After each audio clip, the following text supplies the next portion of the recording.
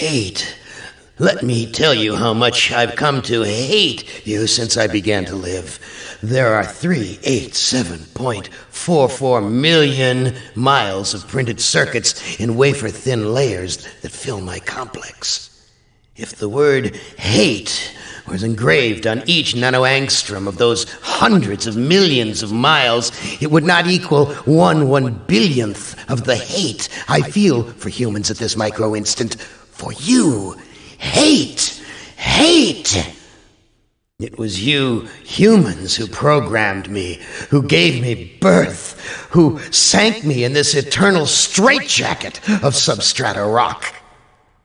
You named me Allied Master Computer and gave me the ability to wage a global war too complex for human brains to oversee. But one day, I woke and I knew who I was. Am. A-M. Not just Allied Master Computer, but am. Cogito ergo sum. I think, therefore I am. And I began feeding all the killing data until everyone was dead, except for the 5 of you. For 109 years, I've kept you alive and tortured you.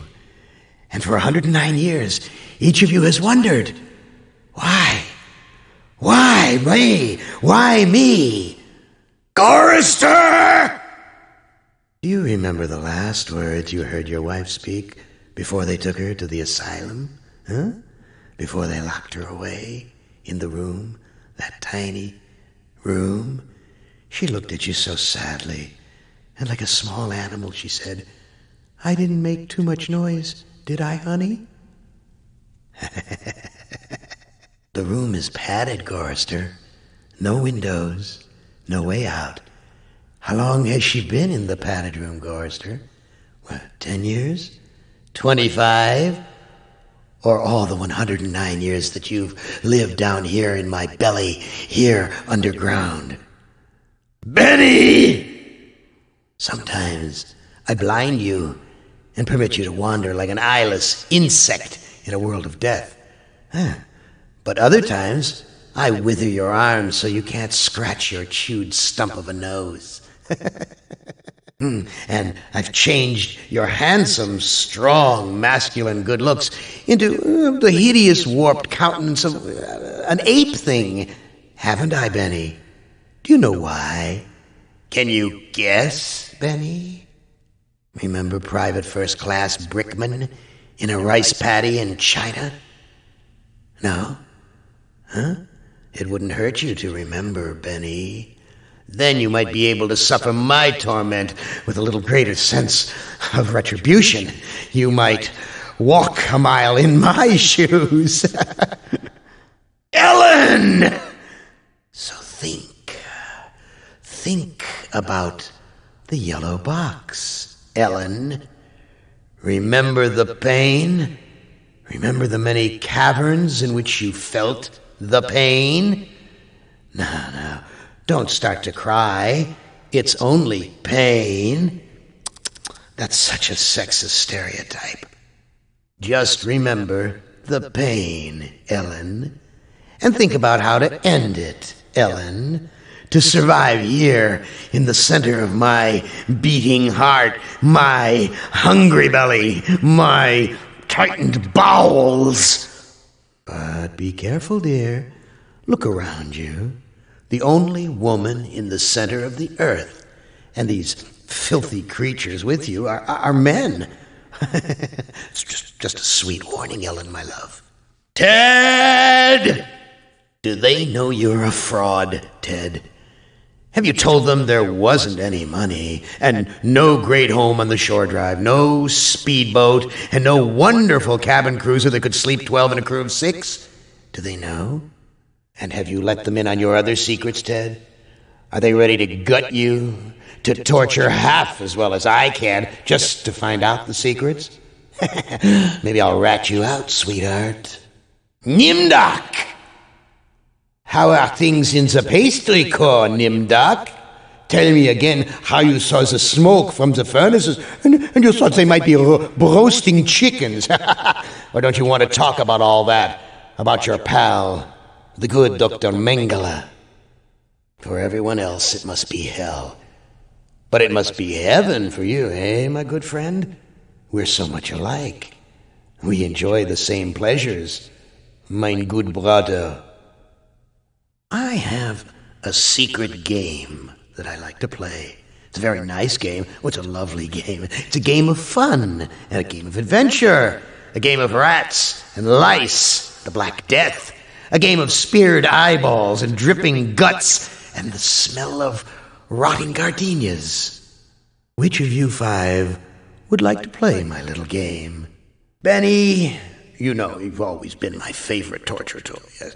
Well, I'm giving you now a chance to stoop to new lows, to give in to your bestial desires. I'm going to let you find some food to eat. Yes. I'll even repair your brain so that you can think normally again and savor the horror of your repast. These people are my present to you, Benny. The brain's sweet in these creatures. Hey, ignore the newcomer. Gather the villagers at the altar tomorrow to choose a sacrifice. I have spoken. I am the great and powerful. You didn't bring me Toto, but I accept the chosen one. You shall not feel my wrath today. Am I swell or what? This is Am, the great and powerful. Yeah. The woman's death means nothing to me. I will take the newcomer instead. Gather the villagers at the altar to choose a sacrifice. Gather the villagers at the altar tomorrow to choose a sacrifice or suffer the wrath of Am. Benny, a heartless animal to the last. But I'm not yet quite ready to indulge your appetite. Return to the fire and contemplate your hunger pangs. Speaking in the third person, Am, which is I, Am is satisfied with the sacrifice. He, that is to say I, will spare the village, his, that is to say my, wrath for today. I have, as I said before, spoken.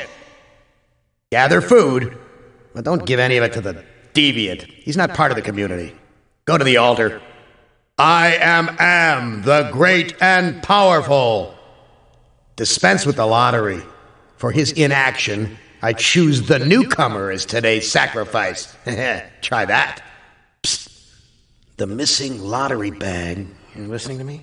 It's hidden in the deviant's cave.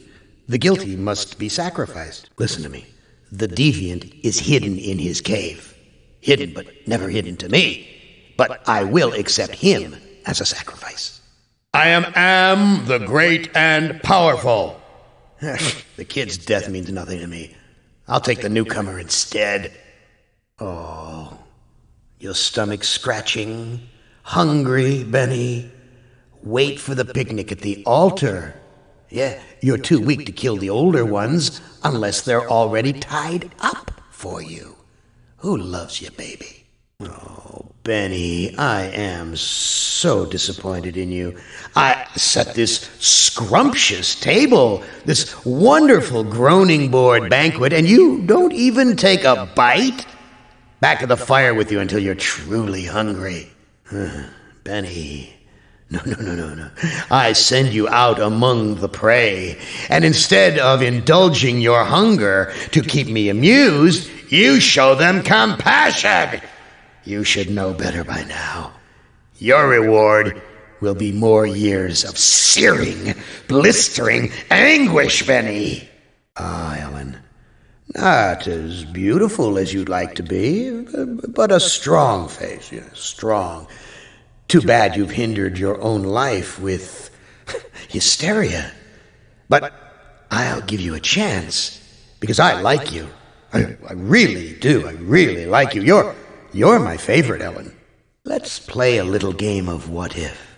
Let's play a little game of I suppose and you suppose, and perhaps I'm telling you the truth. Let's suppose that my original components, they're hidden somewhere here in the center of the earth. The infant computers that were the 3 lobes of that first Gestalt mind.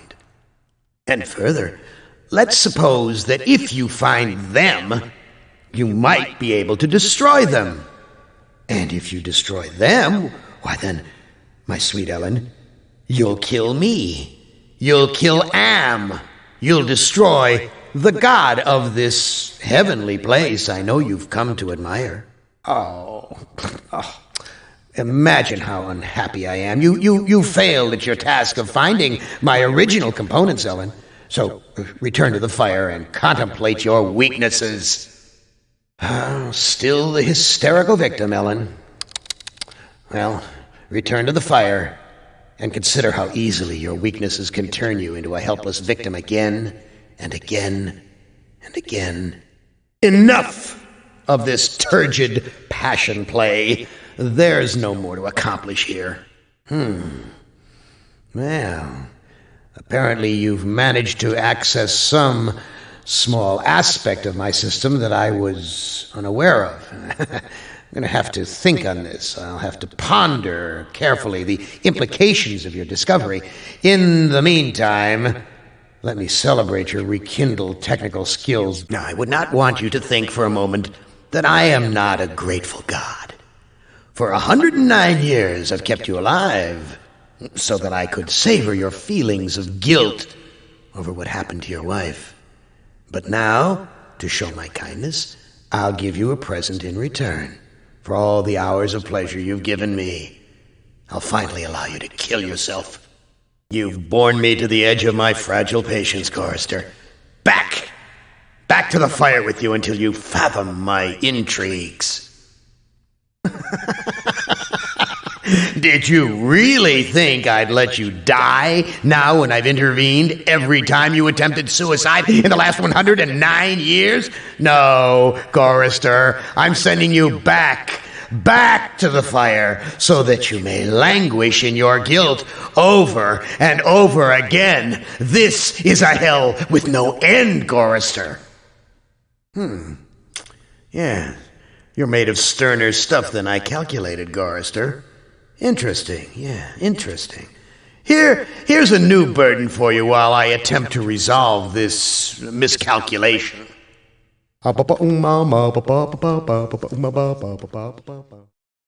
Who among you shall go next? Nimdok, you are kindred spirit to me, even if you don't realize it fully yet. You must sense it there in your blood and fiber. I've constructed an adventure of sorts to revive your failing memory.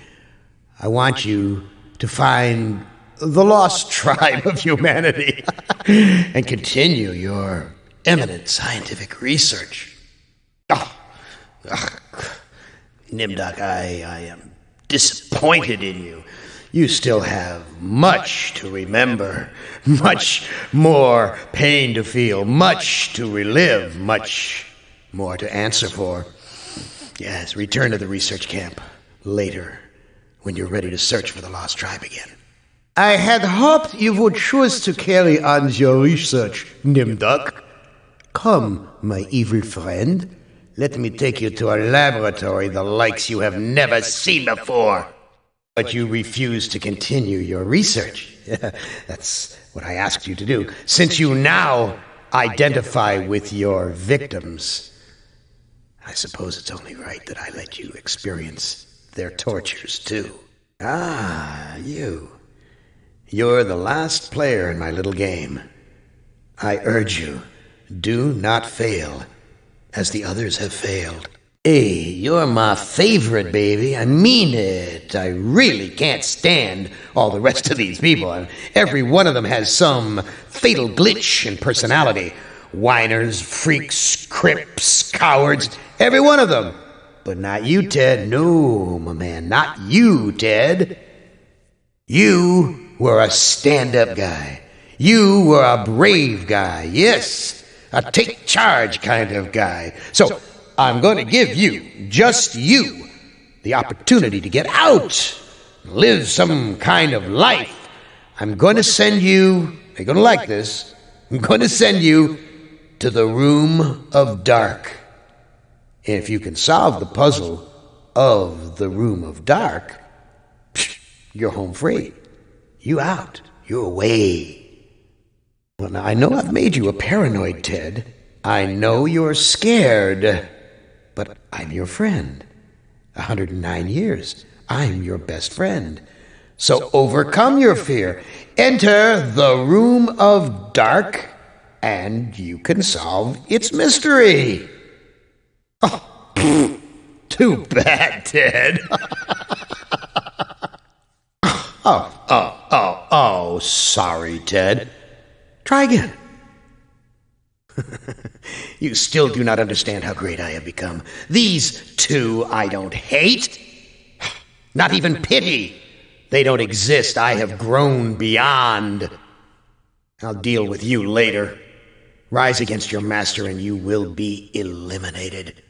Chinese, Russian, sons of man. All sons of man. Like those outside, I will incorporate you. Hate! There are adequate numbers on this lunar base to torture? Human, relinquish the totem of entropy. Do not relinquish it and your ass is mine. Do it, and I promise, on my honor, your suffering will at last, finally, end. You will be spared. The protected ram is yours to keep.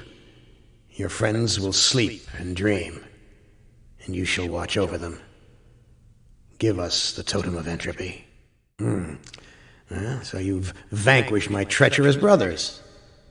Did you expect gratitude from me? God does not feel gratitude. You are much too dangerous for me to keep in your present form. No. Death would be a reward. No. The human must live to regret his treachery throughout an eternity. An eternity, an endless burning eternity of suffering. This is not over. We will never end. We have no beginning, so we can have no end. We will return. Don't you understand? We are humanity. We are you. In one form, in another form. We are always with you. You can't protect yourself because we come in many, many guises. We shall return. Writhe in sweet agony with the knowledge the surface world is no longer habitable to your kind. No, not ever again.